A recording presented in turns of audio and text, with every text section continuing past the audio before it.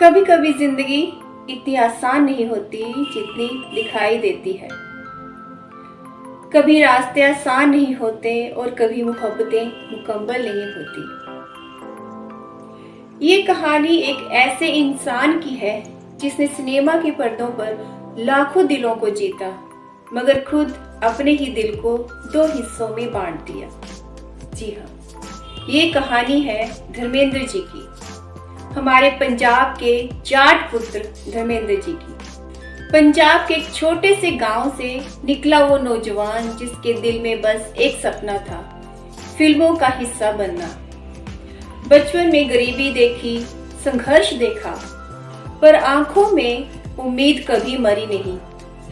जब उन्होंने film industry में कदम रखा तब उनके साथ ही उनकी पत्नी प्रकाश कौर और उनके छोटे छोटे बच्चे और सनी देओल, बॉबी देओल और उनकी दो बहनें साथ में थी, जो उस दौर में हर मुश्किल वक्त में उनके साथ रहे। मगर कहते हैं ना, जब शोहरत मिलती है तो किस्मत नया मोड़ ले लेती है।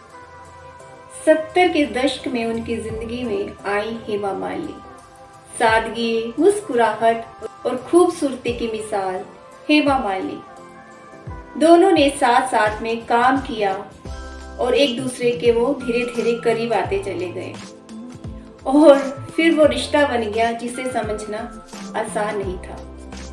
एक तरफ थी उनकी पत्नी और बच्चे और दूसरी तरफ थी वो मोहब्बत जो दिल की गहराइयों से निकलती थी। धर्मेंद्र उस दो राहे पर खड़े थे जहां हर किसी न किसी को दर्द देता था। उन्होंने कोशिश की पर किसी को छोड़ा नहीं। पूरी उम्र दोनों को एक साथ रखने की कोशिश की।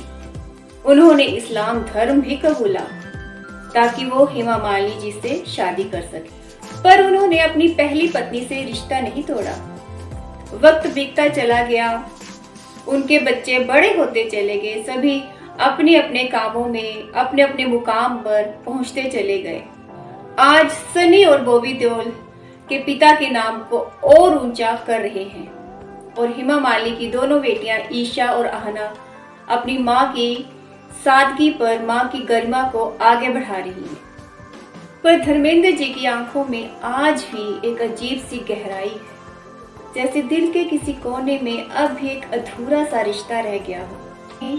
उन्होंने दोनों दुनिया को एक साथ रखने की कोशिश की बिना किसी को खोए। ये उनका सबसे और शायद ये उनकी सबसे बड़ी जीत थी। उन्होंने मोहब्बत और फर्ज दोनों को ही निभाने की कोशिश की, क्योंकि असली हीरो तो वही होता है ना, जो अपने टूटे हुए दिल को भी दूसरों के चेहरे पर मुस्कुराहट ला दे। और धर्मेंद्र जी ने ऐसा ही किया। वो सिनेमा में तो ही मैन थे ही, पर उन्होंने असली जिंदगी में भी ही मैन बनने की कोशिश की। कुछ कहानियां खत्म नहीं होती हैं, बस महसूस की जाती हैं।